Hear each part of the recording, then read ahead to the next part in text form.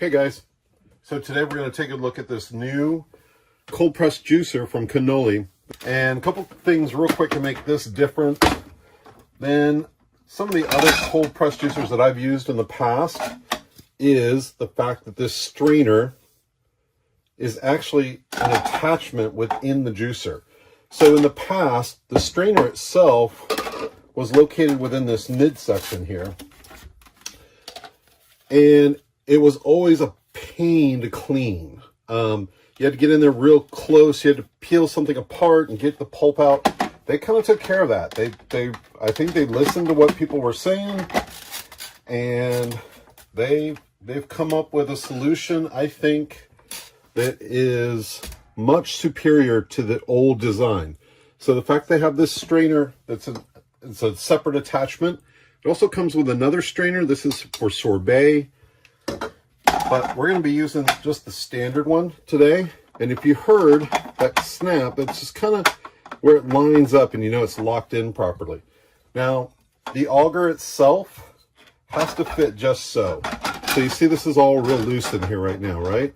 But if you find just the right spot, it'll press down and now everything's locked into place, just like it should be. This juicer comes with a couple safety features. Number one, if we see here, there's a clear mark for unlocked and locked.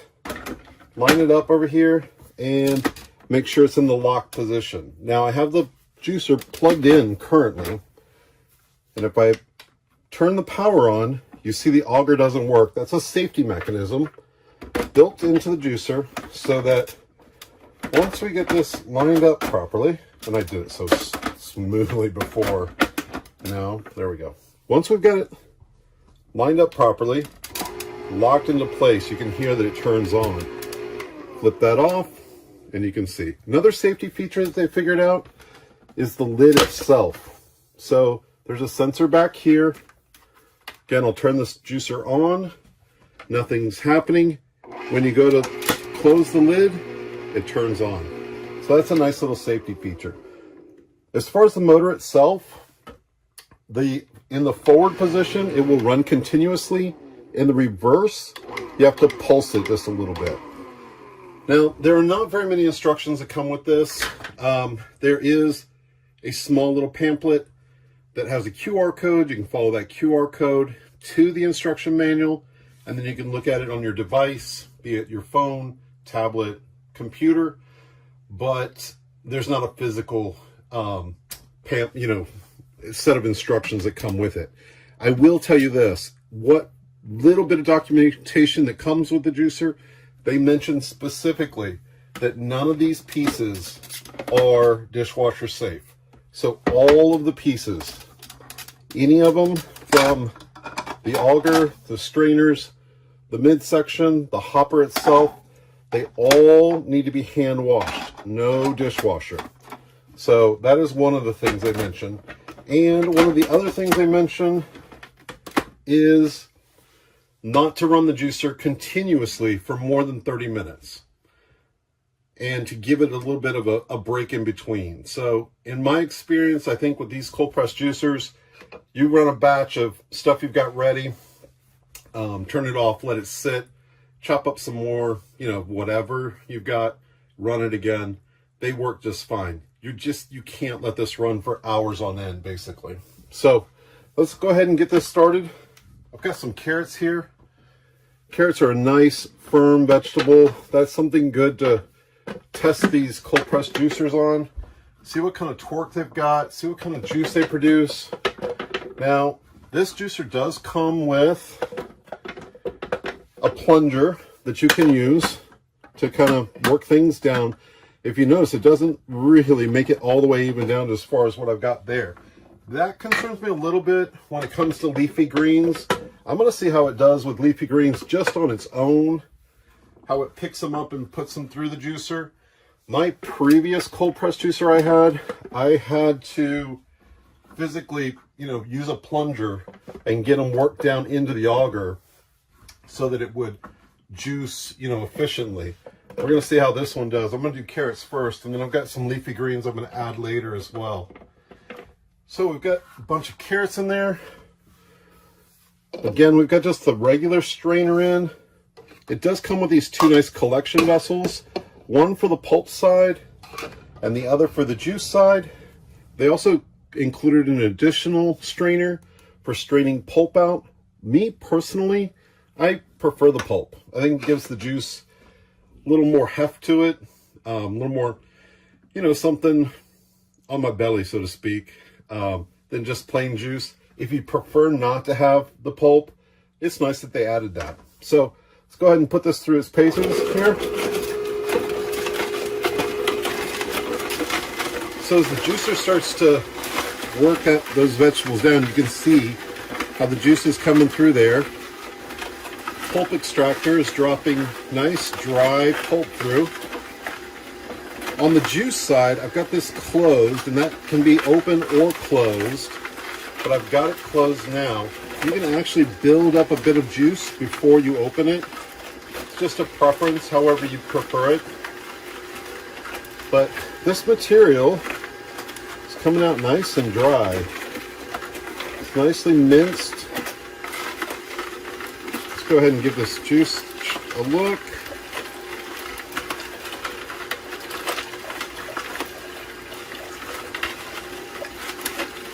Actually doing a really good job for the amount of carrots I put in there. I'm going to put some larger pieces and see how it does with larger pieces.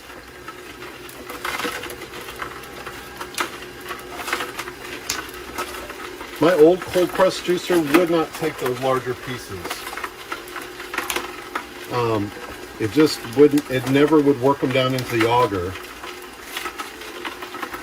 Looks like this one's doing just fine with those larger pieces. I've always got myself into a habit of, especially when I do sweet potatoes or any of the hard vegetables, I tend to cut them a little bit smaller just to give the juicer an opportunity to really work those vegetables down inside. All of them that I put in there, it actually did pretty good. Looks like there's one large stick in there, that carrot, and maybe it didn't catch. Oh, it's catching it. It's actually chopping it up for me. So that's a nice little bonus there. Pulp extractor is getting kind of full. That's a lot of carrot.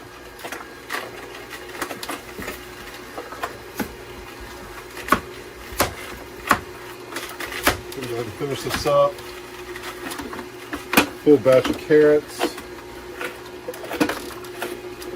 Of course, the carrots are already cleaned.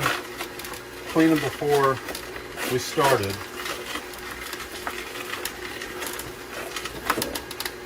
No need to peel them. I don't peel my carrots.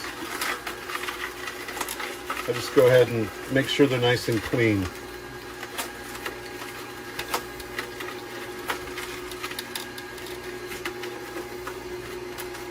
And so, did a pretty good job there, huh? Let's go ahead and turn this off. You can see all that dry pulp material that it collected.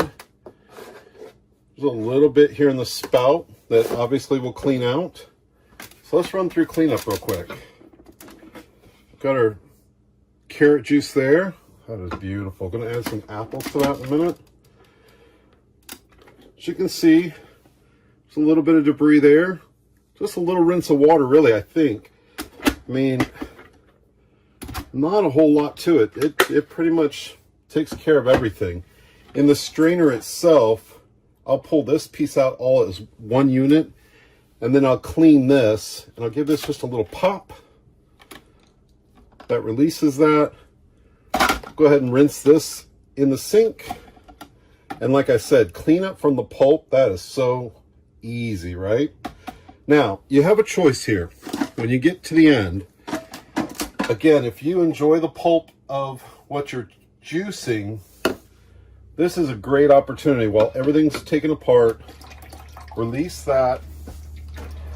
Grab yourself a nice little spatula or some kind of rubber edge, and you can actually collect that, right?